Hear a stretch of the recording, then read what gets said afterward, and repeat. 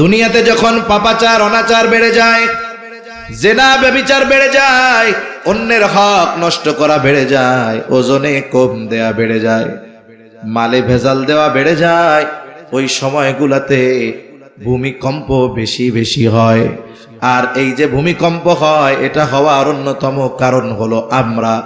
এজন্যই আল্লাহ তাআলা কুরআনুল কারীমের মধ্যে বলেন, যাহারাল ফাসাদু ফিল বাররি ওয়াল বাহরি বিমা কাসাবাত আইদিন নাস লিয়ুযীকাহুম বা'দাল্লাযী আমিলু লাআল্লাহুম ইয়ারজিউন। আল্লাহ রাব্বুল আলামিন বলেন, যাহারাল ফাসাদু ফিল বাররি ওয়াল বাহরি বিমা কাসাবাত আইদিন নাস। জল স্থলে যত বিপর্যয়, এই যে জলে হয় জলোচ্ছ্বাস, আয়লা লাইলা সিডর, জমিনে ভূমিকম্প, অতিবৃষ্টি অনাবৃষ্টি, এই যে জল এবং স্থলে যত রকমের বিপর্যয়, আল্লাহ তাআলা বলেন বিমা কাসাবাত আইদিন নাস, এগুলা হলো সব মানুষের হাতের কামাই। এই যে ভূমিকম্প আমাদের হাতের কামাই, অতি খরা অতিবৃষ্টি অনাবৃষ্টি হাতের কামাই, সামুদ্রিক যত জলোচ্ছ্বাস বন্যা সিডর, এগুলো সব আমাদের হাতের কামাই। তবে আল্লাহ তাআলা এইগুলো যে আমাদেরকে দেন, ধ্বংস করে দেওয়ার জন্য দেন না, ধ্বংস করে দেওয়ার জন্য দেন না। অতীতের নবীদের উম্মতেরা যদি সর্বোচ্চ অবাধ্যতায় লিপ্ত হতো, এমনও সম্প্রদায় আছে আল্লাহ গজব দিয়ে সমূলে শেষ করে দিয়েছে। আমাদের এই কর্মের পরে আমাদেরকেই সামান্য বিপর্যয় আস্বাদন আল্লাহ তাআলা করান কেন? বলে ছাত্র যদি অন্যায় করে, ছাত্র যদি অপরাধ করে, শিক্ষক তারে শাস্তি দেয়, ছাত্র ব্যথা পাইল, কষ্ট পাইল, বলেন তো শিক্ষক যে ছাত্রকে শাস্তি দিল, ব্যথা পেল, এটা কি শিক্ষক তাকে মেরে ফেলার জন্য দিয়েছে না তার ভালোর জন্য দিছে? মায়ের খেয়া জানি ও চিন্তা করে এই কাজ আর করবো না, এই জন্য দিছে। আল্লাহ তাআলাও আমাদের অন্যায়ের কারণে যদিও আমাদেরকে আযাব আস্বাদন করান, শাস্তি আস্বাদন করান, তবে সমূলে ধ্বংস করে দেন না। তবে কেন এটা দেন বলেন? লিউযীকাহুম বা'দাল্লাযী আমিলু লাআল্লাহুম ইয়ারজিউন, যাতে করে এই যে বিপর্যয় অবলোকন করে, এই বিপর্যয়গুলো দেখে আমরা যেন পাপাচার অনাচারের পথ থেকে আল্লাহর দিকে ফিরে যাই। ঠিক কিনা বলেন? কিন্তু আমাদের অবস্থা কি? করোনা যখন আইছিল না, মনে মনে ভাবছিলাম যে করোনার পরে এদেশের মানুষ বুজুর্গ আল্লাহওয়ালা হয়ে যাবে, কিন্তু দেখলাম করোনার পরে অবাধ্যতা আরো বাড়ছে, শয়তানের গিয়ার আরো বাড়ছে। ঠিক কিনা বলেন? যেই জাতি আল্লাহর পক্ষ থেকে আযাব শাস্তি আসার পরেও পরিবর্তন হয় না, তাদের আমলের পরিবর্তন, ঈমানি পরিবর্তন হয় না, ওই জাতি কল্যাণের শিখরে পৌঁছানো এটা খুব কঠিন এক জিনিস। সামগ্রিক কথা বাদ, আমরা যারা আলোচনা করতেছি পরিবর্তন কমপক্ষে আমাদের হতে হবে, ইনশাআল্লাহ। তাহলে কিয়ামতের আগে জালজালা ভূমিকম্প বেড়ে যাবে। ভূমিকম্প শুধু জমিনের নিচে প্লেটের নড়াচড়ার কারণে হয় না, বরং এই ভূমিকম্প আমাদের পাপের কারণে হয়, অনাচার পাপাচারের কারণে হয়। আমরা যদি পাপ বাদ দিয়ে দেই, আশা করা যায় আল্লাহ রাব্বুল আলামিন এই ধরনের দুর্যোগ বিপর্যয় থেকে আমাদের হেফাজত করবে। যাই হোক, নবীজি বলেন ততক্ষণ কিয়ামত সংগঠিত হবে না যতক্ষণ না ভূমিকম্প বেশি বেশি হবে। ওয়াতাকসুরাজ জালাজিল, এরপরে নবীজি বলেন ৩ নাম্বার ওয়ায়াতাকারাবাজ জামান, বলেন ততক্ষণ কিয়ামত সংগঠিত হবে না যতক্ষণ না জামান তথা সময় সংকুচিত না হয়ে যাবে। কিয়ামতের আগে সময় সংকুচিত হয়ে যাবে। হাদিসের মধ্যে আসছে, নবীজি সাল্লাল্লাহু আলাইহি ওয়াসাল্লাম বলেন, এক যুগকে কেমন যেন ১ বছরের ন্যায় মনে হবে, বছরকে কেমন যেন মাসের ন্যায় মনে হবে, মাসকে কেমন যেন সপ্তাহের ন্যায় মনে হবে, সপ্তাহকে কেমন যেন দিনের মতো মনে হবে, একদিনকে কেমন যেন 1 ঘন্টার মতো মনে হবে, 1 ঘন্টাকে কেমন যেন 1 মিনিটের মতো মনে হবে, 1 মিনিটকে কেমন যেন 1টা সেকেন্ডের মতো মনে হবে। কিয়ামতের আগে বারবার জুমাবার আসবে, শুধু শুক্রবার আসতে থাকবে। এর দ্বারা কি বোঝা যায়? সময় দ্রুত আমাদের থেকে চলে যাচ্ছে, সময় অতি দ্রুত আমাদের থেকে বিদায় নিচ্ছে। এর কারণটা কি? অথচ অতীতের মানুষের কথা আমরা শুনি যে পায়ে হেঁটে হাজার হাজার মাইল সফর করছে। ইমাম গাজ্জালী রহমাতুল্লাহি আলাইহি, ওনার জীবনী পড়লে মনে হয় উনি সারা জীবন শুধু হাঁটছেন। যখন সফরের কথা পড়া হয়, আবার যখন ওনার লেখার কথা পড়া হয়, মনে হয় উনি মনে হয় সারা জীবন শুধু লেখছে। কিন্তু অনেক লম্বা হায়াত পাইছেন তা না, 50-এর কোঠায়, 50 থেকে 60-এর মধ্যে উনি ইন্তেকাল করছে। এই অল্প সময়ের মধ্যে আল্লাহ তাআলা ওনার মাধ্যমে কত খেদমত নিছে। অতি দূরে যাওয়ার দরকার নাই। আমরা আমাদের উপমহাদেশের অন্যতম মুহাক্কিক আলেম হাকিমুল উম্মাত শাহ আশরাফ আলী থানভী রহমাতুল্লাহি আলাইহি, উনি ওনার জীবদ্দশায় যত কিতাব লিখছে, উনি জীবদ্দশায় যত কিতাব লিখছেন, ওই সময় তো লেখা এত আধুনিক ছিল না। এখন তো মানুষের লেখা কলম দিয়াও লেখা লাগে না, মোবাইলের মধ্যে শুধু মুখ দিয়া বললে হয়, মুহূর্তের ভিতরে লেখা ওইখানে উঠা যায়। ঠিক কিনা বলেন? ওই সময় বাঁশের কঞ্চি দিয়া কলম বানানো লাগতো, কালি বানানো লাগতো, কত ঝামেলা।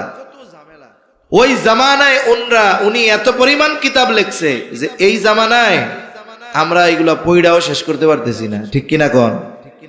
এই যে ওনারা সময়ের বরকত পাইছে, কিন্তু আমাদের সময় দ্রুত আমাদের থেকে চলে যাচ্ছে।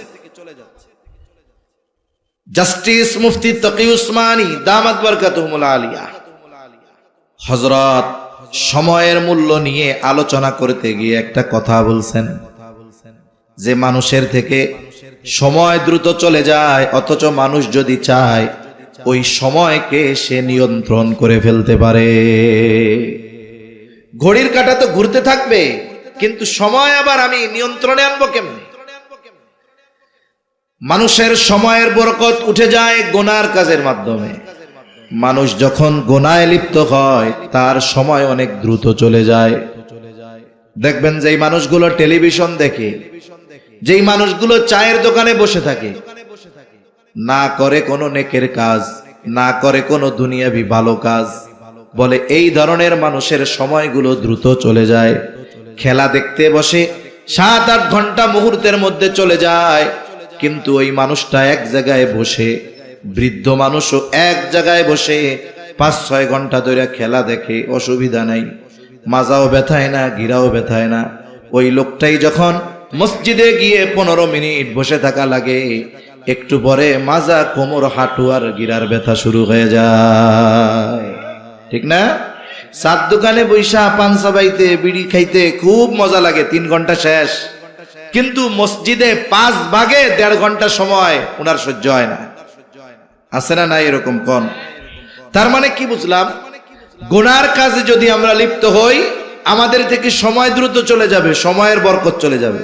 আর যদি নেকের কাজ করি, সময়ে বরকত হবে। এজন্য মসজিদের মধ্যে গিয়া কোরআন শরীফ 3 পৃষ্ঠা পড়ার পরে মনে হয় আরে আল্লাহ, মনে হয় 15 ঘন্টা কোরআন শরীফ পড়তেছি। কিন্তু মোবাইলে ফেসবুক চালাইলে, টেলিভিশনে সিনেমা নাটক দেখলে 5 ঘন্টা পার হয়ে যায়, মনে হয় আয় রে, চোখের পলকে সময়টা চলে গেল। সেজন্য আমরা যদি সময়ের বরকত চাই, এই সময়গুলোকে গুনাহ থেকে বাঁচাতে হবে। বলেন ইনশাআল্লাহ। তৌফিক দান করেন। রাসূলুল্লাহ সাল্লাল্লাহু আলাইহি ওয়াসাল্লাম বলেন, ওয়া তাকারাবাজ জামান, কিয়ামতের আগে সময় সংকুচিত হয়ে যাবে। ওয়া তাযহারাল ফিতান, কিয়ামতের আগে ফিতনা প্রকাশ পাবে। সবচাইতে বড় ফিতনা দাজ্জালের আবির্ভাব ঘটবে। দাজ্জাল আগমনের আগ পর্যন্ত কিয়ামত সংগঠিত হবে না। দাজ্জাল তো সবচেয়ে বড় ফিতনা, কিন্তু দাজ্জালের আগেও ফিতনা একের পর এক সংগঠিত হতে থাকবে। এই জামানায় আমরা কম ফিতনার মুখোমুখি হই না। বারবার ইমানি পরীক্ষা আমাদের সামনে আসে, নতুন নতুন ঈমান ধ্বংস করে নেওয়ালা মতবাদের আবির্ভাব আমাদের সামনে ঘটে। ঠিক কিনা বলেন? একের পর এক ফিতনা আসে। এখন এই ফিতনা থেকে বাঁচবো কেমনে? রাসূলুল্লাহ সাল্লাল্লাহু আলাইহি ওয়াসাল্লাম আমল শিখায় দিয়েছেন। দাজ্জালের ফিতনা থেকে বাঁচার জন্য আমল নবীজি শিখায় দিয়েছেন। জুমার দিন সূরা কাহাফের তিলাওয়াত। কোন সূরা? জোরে কোন? সূরা কাহাফ। আল্লাহর নবী সাল্লাল্লাহু আলাইহি ওয়াসাল্লাম জানায় দেন, কমপক্ষে যদি সূরা কাহাফের 10 আয়াত আমাদের মুখস্থ থাকে, ওই 10 আয়াতের উপরে যদি কমপক্ষে আমি আপনি আমল করি, আল্লাহ তাআলা আশা করা যায় দাজ্জালের ফিতনা থেকে আমাদের হেফাজত করবে। আর যার একটু সময় আছে পড়তে পারে সে পুরোটাই পড়বে। বুজুর্গানে দিন বলেন সূরা কাহাফের পাওয়ার কত? বলে এই সূরা তিলাওয়াত করলে দাজ্জালের মতো বৃহৎ ফিতনা থেকে হেফাজতে থাকা যায়। যেই আমল দাজ্জালের মতো বৃহৎ ফিতনাকে সরায়া দিতে পারে, ফিতনা থেকে উম্মতকে বাঁচাতে পারে, সেই আমল আশা করা যায় দাজ্জাল আগমনের আগে যত ফিতনা আছে সব ফিতনা থেকে উম্মতকে হেফাজত করবে। এজন্য বর্তমানের ফিতনা, আগামীর ফিতনা থেকে যদি আমরা বাঁচতে চাই, আমাদের জীবনের এক অবিচ্ছেদ্য অংশ বানাতে হবে সূরা কাহফের কমপক্ষে প্রথম 10 আয়াতকে। কোন ইনশাআল্লাহ? ইনশাআল্লাহ এখানে কইয়া যাওয়ার সময় ফেরত দিয়া চলে যায় না। আমাদের বেঁচে থাকার জন্য খাবার যত না জরুরি, তার চাইতে শ্বাস প্রশ্বাস বেশি জরুরি। আমরা সবাই যদি চিন্তা করি, আল্লাহ যদি হায়াত রাখে আগামী দিন না খায়া থাকবো, হায়াত থাকলে মরবো না। কিন্তু বলেন তো কেউ এই জায়গায় আছেন যে 5টা মিনিট শ্বাস নিবেন না অথবা ছাড়বেন না, বন্ধ করে রাখবো নাক মুখ চেপে ধইরা, যে 5 মিনিট আপনি বাইচা থাকবেন 5 মিনিট পরে? তাহলে ওই খাবার আমাদের জন্য বেশি প্রয়োজন নাকি শ্বাস প্রশ্বাস বেশি প্রয়োজন? এই শ্বাস প্রশ্বাসকে আমি আপনি আমার আপনার জীবনের জন্য যত গুরুত্বপূর্ণ মনে করি, তার চাইতে বেশি গুরুত্বপূর্ণ বানায় ফেলবো সূরা কাহফের এই আমলটাকে। তাহলে আশা করা যায় আগত অনাগত যত ধরনের ফিতনা আছে, এই ফিতনাগুলো থেকে ইনশাআল্লাহ আল্লাহ আমাদের হেফাজত করবে। মনে থাকবে তো ইনশাআল্লাহ? এক মজমার সব কথা মনে থাকে না, রাখাও সম্ভব নয়, তবে একটা দুইটা কথা মনে রাখতে হয়, এগুলো আমলে পরিণত করতে হয়। আপনি এক বছরে, সেপ্টেম্বর শুরু হয়েছে, গাজীপুর হলো এমন এক জেলা বাংলাদেশের সবচাইতে বেশি মাহফিল হয় এই জেলায়। করোনার মধ্যে একমাত্র জেলা যেই জায়গায় মাহফিলে বাধাবুদা হয় নাই, গাজীপুরে চলছে। তাহলে সেপ্টেম্বর 19 তারিখ আজকে, তাই না? না 19 তারিখ নাকি? একেবারে রোজা পর্যন্ত দেখা যাবে এক একজন 100 মাহফিল শুনছেন। এক একটা মাহফিল থেকে যদি এক একটা কথা আমি আমার জীবনের জন্য না নিতে পারি, এই যে সময় ব্যয় করে বসে থাকলাম, তাহলে লাভটা হইলো কোথায়? এজন্য এই আমলটা মনে থাকবে তো ইনশাআল্লাহ? নিজেরা গুরুত্ব দিয়ে শিখবো, মুখস্থ করার চেষ্টা করব। জুমার দিন 5-10 মিনিট সময় লাগলো, আমরা ওইটা পড়া নিব। পরিবারের অধীনস্থ যারা আছে এদেরকেও মুখস্থ করাবো ইনশাআল্লাহ। রাসূলুল্লাহ সাল্লাল্লাহু আলাইহি ওয়াসাল্লাম 5 নম্বরে বলেন ওয়াতাকসুরাল হারজ ওয়া হুয়াল কাতলুল কাতল। কিয়ামতের আগে হারজ বেড়ে যাবে, হত্যাকাণ্ড বেড়ে যাবে। সাহাবায়ে কেরাম জিজ্ঞাসা করলো, ইয়া রাসূলুল্লাহ সাল্লাল্লাহু আলাইহি ওয়াসাল্লাম, আমরা তো প্রতি বছর হাজার হাজার মুশরিকদেরকে হত্যা করি, ওইটা তো যুদ্ধের ময়দানে করা হয়। নবীজি সাল্লাল্লাহু আলাইহি ওয়াসাল্লাম বলেন, এটা ওই হত্যাকাণ্ড নয় যেটা তোমরা যুদ্ধের ময়দানে করে থাকো, বরং তোমাদের পরস্পরের মধ্যে তথা মুসলমানদের নিজেদের মধ্যে হত্যাকাণ্ড বেড়ে যাবে। কিয়ামতের আগে হত্যাকাণ্ড এত পরিমাণ বাড়বে। নবীজি সাল্লাল্লাহু আলাইহি ওয়াসাল্লাম আরেক বর্ণনার মধ্যে আসছে, নবীজি বলেন, যে হত্যা করবে, যাকে হত্যা করবে সে জানবে না যে কেন আমাকে হত্যা করা হলো, আর যারা হত্যা করবে তারাও জানবে না এই ব্যক্তিকে কেন হত্যা করলাম। কারণবিহীন হত্যাকাণ্ড বেড়ে যাবে, বিচার বহির্ভূত হত্যাকাণ্ড বেড়ে যাবে। নবীজি বলেন, এটা যুদ্ধের ময়দানে তোমরা মুশরিকদের সাথে যুদ্ধ করো যেই হত্যাকাণ্ড, এটা নয়, বরং এটা হলো নিজেদের মধ্যে। প্রতিবেশী প্রতিবেশীকে হত্যা করবে। আরেক বর্ণনায় আসছে, কিয়ামত ততক্ষণ আসবে না যতক্ষণ না এক প্রতিবেশী তার প্রতিবেশীকে হত্যা না করবে। অথচ দেখুন, ইসলাম আমাদের শিক্ষা দেয় প্রতিবেশীর সাথে ভালো আচরণ করা, প্রতিবেশী যেন আমার কাছে নিরাপদ থাকে, এই শিক্ষা দেয় ইসলাম। অথচ সবচাইতে বড় দুশ্মনী থাকে প্রতিবেশীর সাথে, জমি নিয়ে ঠেলাঠেলি গালি। ও কয় তোর মধ্যে আমার 15 হাত, ও কয় তোর মধ্যে আমার 20 হাত। আছে না নাই বলেন? আছে, আছে। অথচ প্রতিবেশীর সাথে সম্পর্ক ভালো থাকা দরকার। নবীজি বলেন, একজন আর একজন প্রতিবেশী একজনকে হত্যা করবে, চাচা ভাতিজাকে, ভাতিজা চাচাকে হত্যা করবে, এইভাবে পারস্পরিক হত্যাকাণ্ড বাড়তে থাকবে। বর্তমান দুনিয়ায় মুসলমানদের উপরে কত জুলুম। এরপরেও সমীকরণ হলো, প্রতি বছর গোটা পৃথিবীতে অমুসলিমদের হাতে যত মুসলিম মারা যায়, তার চাইতে অগণিত গুণ বেশি মুসলমান আরেক মুসলমানের হাতে মারা যায়। প্রতি বছর অমুসলিমেরা যতজন মুসলমানকে হত্যা করে, এর চাইতে বেশি মুসলিম হত্যা হয় মুসলিমদের মাধ্যমে। এই যে দেশে যে রাজনৈতিক হত্যাকাণ্ড হয়, বিভিন্ন দলাদলির কারণে হত্যাকাণ্ড হয়, চুরি ছিনতাইয়ের হত্যাকাণ্ড হয়, এগুলো সব হারজের অন্তর্ভুক্ত। এই যে মুসলমানদের পারস্পরিক হত্যাকাণ্ড বেড়ে গেল, এটা কিয়ামতের আগে বেড়ে যাবে, সময়ের সাথে সাথে আরো বাড়তে থাকবে, স্বাভাবিক। অথচ দেখুন, একজন মুসলমানের জানমাল আর একজন মুসলমানের হাতে নিরাপদ থাকার কথা ছিল। আপনার রক্ত আমার থেকে নিরাপদ, আপনার রক্ত আমার জন্য হারাম, মানে সম্মানিত, আমি আপনাকে রক্তাক্ত করতে পারবো না। এক মুসলমান অপর মুসলমানের উপরে আঘাত করতে পারবে না। যেই মুসলমান আর এক মুসলমানের উপরে আঘাত করে, সে প্রকৃত মুসলমান হতে পারে না। গরু খাইলেই মুসলমান হয় না, মুসলমানি নিলেই মুসলমান হয় না। রাসূলুল্লাহ সাল্লাল্লাহু আলাইহি ওয়াসাল্লাম বলেন, আল মুসলিমু মান সালিমাল মুসলিমুনা মিন লিসানিহি ওয়া ইয়াদিহি।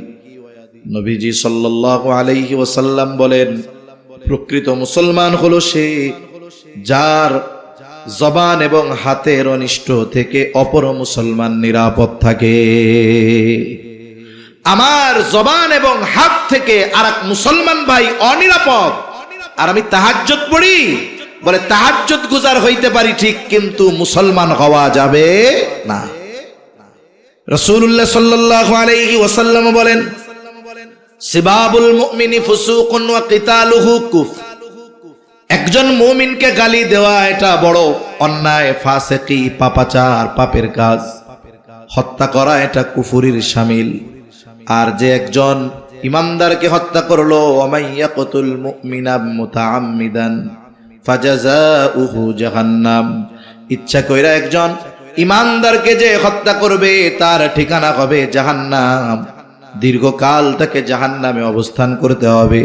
শুধু তাই না, যেই ব্যক্তি অন্যায়ভাবে ইচ্ছাকৃত একজন মুমিনকে হত্যা করলো, সে কেমন যেন গোটা পৃথিবীর মানুষকে হত্যা করলো। এজন্য আমার আপনার দ্বারা যেন কোনো মুসলমান নির্যাতিত না হয়। তাহলে কি হবে আমার নামাজ, কি হবে আমার ইবাদত? আল্লাহ রাসূল সাল্লাল্লাহু আলাইহি ওয়াসাল্লামের কাছে দুইজন মহিলার ব্যাপারে কথা নিয়ে গেছে সাহাবায়ে কেরাম। নবীজির কাছে বলতে, ইয়া রাসূলুল্লাহ সাল্লাল্লাহু আলাইহি ওয়াসাল্লাম, একজন মহিলা সে কোনো ধরনের ইবাদত ছাড়ে না, একেবারে কোনো নফলও সে ছাড়ে না, কিন্তু তার প্রতিবেশী যারা আছে এদের সাথে খারাপ ব্যবহার করে। আরেকজনের ব্যাপারে বলা হলো, নবীজি সাল্লাল্লাহু আলাইহি ওয়াসাল্লাম যেইটুকু না করলেই নয়, ফরজ ওয়াজিব যেটা না করলেই নয়, করতে বাধ্য, এই মহিলা ওইটুকু ইবাদত করে আর প্রতিবেশীর সাথে ভালো আচরণ করে। এই দুজনের মধ্যে কে উত্তম? নবীজি বললেন, যে ওই যে অল্প আমল করে ঠিক, কিন্তু প্রতিবেশীর সাথে ভালো আচরণ করে, ও আল্লাহর কাছে বেশি প্রিয়। সুবহানাল্লাহ। এই জন্য আমরা অনেক মানুষ আছি, ইবাদত করি, নামাজ কালাম ঠিকঠাক মতো পড়ি, অনেক পড়ি, কিন্তু দেখা যায় অপর মুসলমানের সাথে খারাপ আচরণ করি, আর এক মুসলমানরে কথার দ্বারা কষ্ট দেই, বকাঝকা দেই, অন্যায় অবিচার জুলুম তার হক নষ্ট করি। বলে এই নামাজ দিয়া জান্নাত পর্যন্ত পৌঁছানো যাবে না। তাহলে নবীজি বলেন, ওয়াতাকসুরুল হারজ, কিয়ামতের আগে হারজ বেড়ে যাবে, পারস্পরিক হত্যাকাণ্ড বেড়ে যাবে। নিজেদের মধ্যে হত্যাকাণ্ড বাড়বে, মুসলমান মুসলমানকে হত্যা করবে, ভাই ভাইকে হত্যা করবে, চাচা ভাতিজাকে হত্যা করবে। কিয়ামতের আগে এটা বেড়ে যাবে। 6 নম্বর, নবীজি সাল্লাল্লাহু আলাইহি ওয়াসাল্লাম বলেন, কিয়ামতের দিন মানুষের প্রাচুর্যতা, অর্থ এত বেড়ে যাবে যে তাদের সম্পদ উপচায়া পড়তে থাকবে। সাদকা করার জন্য মানুষ খুঁজে পাবে না। আজকে আপনাদের কাছে মাদ্রাসার জন্য চাওয়া হয়, দ্বীনি কাজের জন্য চাওয়া হয়, কিন্তু এক জামানা আসবে যদি আমরা বাইচা থাকতে চলেই আসে, তাহলে ওই সময় মানুষ সাদকা করার লোক খুঁজে পাবে না। মুফাসসিরিনে কেরাম বলেন এটা হবে তখন দাজ্জাল ঈসা আলাইহিস সালামের হাতে যখন নিহত হবে, এরপরে মুসলমানদের প্রাচুর্যতা এত বাড়বে যে সাদকা নেওয়ার মতো লোক পাওয়া যাবে না। এই ধারাবাহিকতা এখন চলতেছে। আজ থেকে 30, 40, 50 বছর আগেও মানুষের খাবারের অভাব ছিল। এখন মানুষ কিন্তু খাবারের অভাবে খুব কম মরে। ফিলিস্তিনের গাজার মুসলমানদের কথা ভিন্ন, কারণ তাদেরকে তো এক অবরুদ্ধ জায়গায় রেখে দেওয়া হয়েছে। গোটা পৃথিবী থেকে খাবার তাদের কাছে পৌঁছায় দেওয়ার কোনো ব্যবস্থাপনা গ্রহণ করা কঠিন হয়ে যাচ্ছে। কিন্তু স্বাভাবিকভাবে যারা উন্মুক্ত আছে এদের খাবারের অভাব নাই। বরং সমীকরণ তো এটা বলে যে শুধুমাত্র আরবে প্রতি বছর যেই পরিমাণ খাবার অপচয় হয়, এটা যদি পৃথিবীর অভুক্ত মানুষের কাছে পৌঁছায় দেওয়া হয়, তাহলে পৃথিবীর একটা মানুষ আর অভুক্ত থাকবে না, সব পেট পুরে খাইতে পারবে। তা কিয়ামতের আগে এই প্রাচুর্যতা বেড়ে যাবে, মানুষের সম্পদ উপচিয়ে পড়বে। এইগুলো সংগঠিত না হওয়া পর্যন্ত কিয়ামত সংগঠিত হবে না। এবার আসেন আমি আমার পঠিত আয়াতের দিকে চলে যাই। আল্লাহ রাব্বুল আলামিন বলেন, ইন্নাল্লাহা ইনদাহু ইলমুস সাআহ, শুধুমাত্র আল্লাহ তাআলার কাছেই আছে কিয়ামতের ইলম, যে কিয়ামত কখন সংগঠিত হবে এর সুনির্দিষ্ট সময় আমাদের কারো জানা নাই। তবে রাসূলুল্লাহ সাল্লাল্লাহু আলাইহি ওয়াসাল্লাম কিছু আলামত বলে দিয়েছেন। ওই আলামত সমূহের মধ্য থেকে কয়েকটা আলামত আমরা জানলাম। হাদিসের আলোকে 6, 7, 8টার মতো আলামত আমরা আলোচনা করেছি। হাদিসে জিবরিল থেকে 2টা। একটা হলো দাসী তার মনিবকে প্রসব করবে। 2 নাম্বার, নগ্নপদ বিশিষ্ট মানুষগুলো উঁচু উঁচু অট্টালিকার মালিক হয়ে যাবে। আর এই হাদিসের মধ্যে জেনেছি কিয়ামতের আগে কিয়ামত ততক্ষণ সংগঠিত হবে না যতক্ষণ না আল্লাহ ইলম উঠায় নিয়ে যাবে। ইলম কেমনে আল্লাহ উঠাবে? বলে আলেমদেরকে উঠিয়ে নিয়ে যাওয়ার মাধ্যমে। কিয়ামত ততক্ষণ সংগঠিত হবে না যতক্ষণ না জালজালা বেড়ে যাবে। কিয়ামতের আগে তার মানে বেশি বেশি ভূমিকম্প হবে, সময় সংকুচিত হয়ে যাবে, একের পর এক ফিতনা আগমন করতে থাকবে। মানুষ মুসলমানেরা একে অপরের মধ্যে হত্যাকাণ্ড বেড়ে যাবে, সম্পদের প্রাচুর্যতা বেড়ে যাবে। এইগুলো যখন সংগঠিত হবে বুঝতে হবে কিয়ামত আর বেশি দূরে নাই, সেটা নিকটবর্তী হয়ে গেছে। তবে সুনির্দিষ্ট সময় যিনি জানেন তিনি কে? আল্লাহ। এরপরে আল্লাহ তাআলা এই যে মাফাতিহুল গায়েব, এই গায়েবের চাবিকাঠি, এই জায়গায় 5টা বিষয়ের কথা আল্লাহ উল্লেখ করছে। এই 5 বিষয়ের মধ্যে গায়েবের সব বিষয়গুলো আছে। 1 নাম্বার, কিয়ামতের ইলম একমাত্র আল্লাহ তাআলার কাছে। এরপর 2 নাম্বার, ওয়ায়ুনাজ্জিলুল গায়স, আর তিনি বৃষ্টি বর্ষণ করেন। তার মানে আকাশে মেঘ হলেই বৃষ্টি হয় না, সব মেঘে বৃষ্টি নামে না। এরকম একটা কথা আছে না, সব মেঘে বৃষ্টি হয় না। কোন মেঘ বৃষ্টি নামাবে এটার ফয়সালা কার হাতে? জোরে বলেন, আল্লাহ তাআলার হাতে। এজন্য অনেক সময় দেখা যায় যে মেঘে আকাশ পুরো ছেয়ে গেছে, পুরো দুপুরবেলা অন্ধকার হয়ে গেছে। আমরা মনে করতেছি আজ কেমন বৃষ্টি হবে, এক ঠেলায় বন্যা, কিন্তু একটু পরে একটা বাতাস আসছে, সব মেঘ মুহূর্তের মধ্যে পরিষ্কার হয়ে গেছে। হয় কি হয় না? হয়। এজন্য কখন বৃষ্টি হবে, কোথায় বৃষ্টি হবে, এটার ফয়সালা কার? জোরে বলেন, আল্লাহ তাআলার। এজন্য অনেক সময় দেখা যায় ওই এলাকায় বৃষ্টি, এই জায়গায় বৃষ্টি নাই, এই জায়গায় রোদ, ওইখানে বৃষ্টি। এজন্য আল্লাহ তাআলা কোন মেঘে বৃষ্টি নামাবেন, কোন মেঘ বৃষ্টি হয়ে জমিনে আসবে, এটা আল্লাহ ভালো জানে। এরপরে আল্লাহ তাআলা বলেন, ওয়ায়ালামু মা ফিল আরহাম, মায়ের গর্ভে ছেলে না মেয়ে এটা দুনিয়ার কেউ জানে না, যিনি জানেন তিনি কে।